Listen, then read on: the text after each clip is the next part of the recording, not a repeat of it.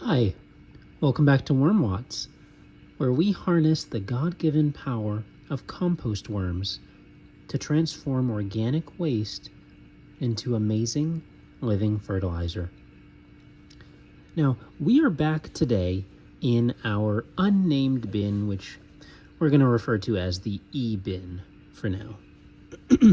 And I'm really excited today because I enjoy finding new items to be able to compost, and today we've got something like that.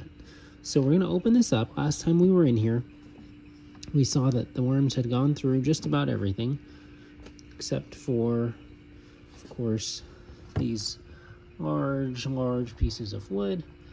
And so they are about in need of a feeding, and the moisture of the bin is pretty decent. So I'm really excited to go ahead and feed them. And got a few flies up here who are probably going to be interested in this feeding as well. Let's see if I can take one of them out. Nope. All right, well, they seem to be flitting around there pretty ably. We've got some spider web here.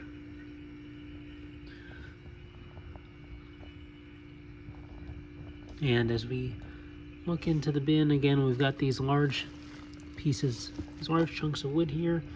And toward the bottom, there was a noticeable bit of moisture, as you can see down there. Look at all of that.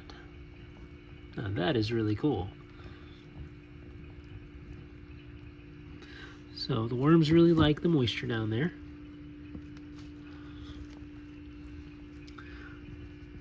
And so today we're going to get into a no-no food as we look to feed this bin. And today we are going to be feeding a certain animal product. And animal products are usually frowned upon because they'll bring pests to your bin, and they can also be associated with protein poisoning in worms, which is basically where the worm will look like it has basically like a snake that has swallowed a whole bunch of golf balls or tennis balls. It'll have lumps, distinct lumps throughout the length of its body. And so I've looked up a little bit about protein poisoning to try to figure out how to avoid that, and we are going to go ahead and take those precautions today. But one thing I'd like you to know is that worms can really, just about everything can be vermicomposted as long as you take the proper precautions. And so today, as we go ahead and feed this mystery item, we are also going to see what precautions we need to take to avoid harming our worms and harming the health of the bin. So I like to, before we get going, I also like to make sure that I add items like this into a bin that's kind of more established, right? So we have the microbiome of this bin, the worms have gone through it, and by the worms and their own activity has already increased the microbiota within this bin. And so we want that to be very healthy and vibrant, so that it can take on something that might be a little bit more of a stressor to the bin. Not something that'll take out the worms, but something that takes a little bit more. And so we are going to go ahead and introduce our item. And so, without further ado, here is what we've got. A glass jar of quail eggs. Now, as you can see, these are hard-boiled quail eggs. I went ahead and cooked them. They went past the expiration. They were for our very spoiled cats who get a nice raw diet. And so these eggs, we're going to go ahead and put them in. We're going to somewhat bury them in these castings, and then we are also going to add on some more brown material on top. So I'm hoping that all of those things will help to make sure that the bin does not get too nasty, that it stays aerobic.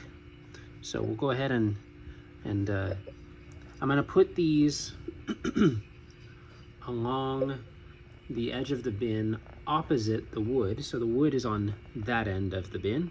I'm gonna go ahead and put the eggs over here. And I'll just pour them in for now, and then I'll just nestle them down in a little bit. So we've got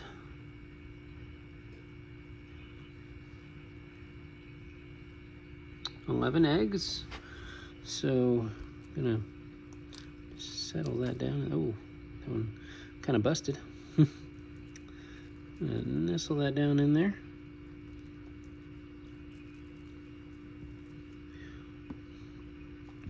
And as I mentioned, I am expecting there to be a little bit of a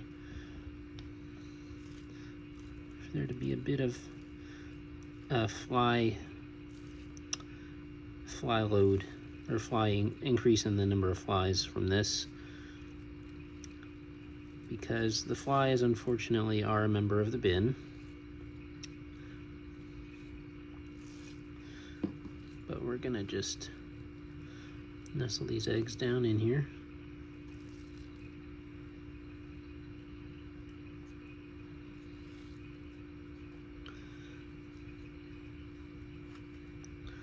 All right, and some of them I kept the shell on. The shell is somewhat broken up as far as like, it's not fully intact. It's kind of, I've squeezed it so that it's somewhat broken but still intact. So I'm curious to see what will happen with those.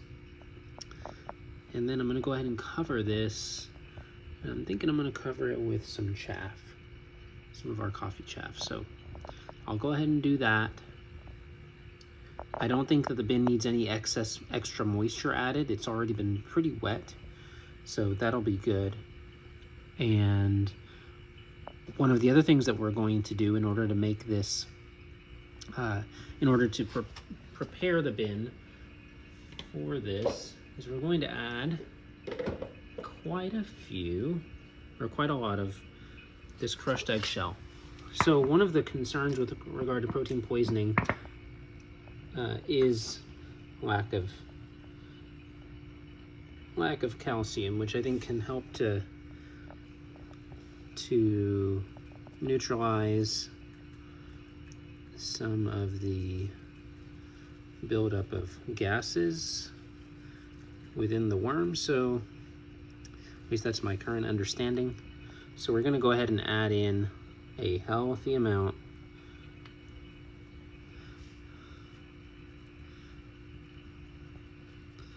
of these eggshells. I'm curious to see how they'll migrate across the bin, because I'm just putting them on this end. So that'll be good to see. And this is, I'm going to put 3 of these little scoops just to be sure that the worms have all the eggshell that they need to process this. And then we'll go ahead and cover it with our brown material, which in this case is going to be the chaff.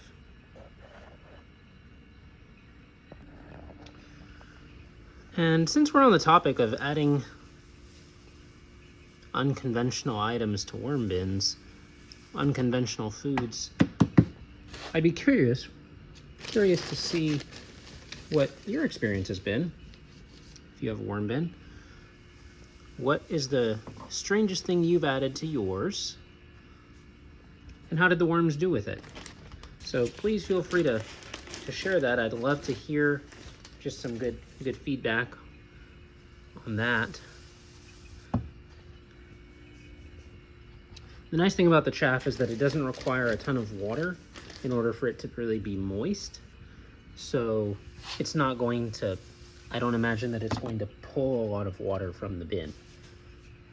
Whereas if you added something like wood chips or cardboard, those are really good at drying the bin. because they absorb a lot of water. So relative to their size or their volume. So I think this is going to work out really well.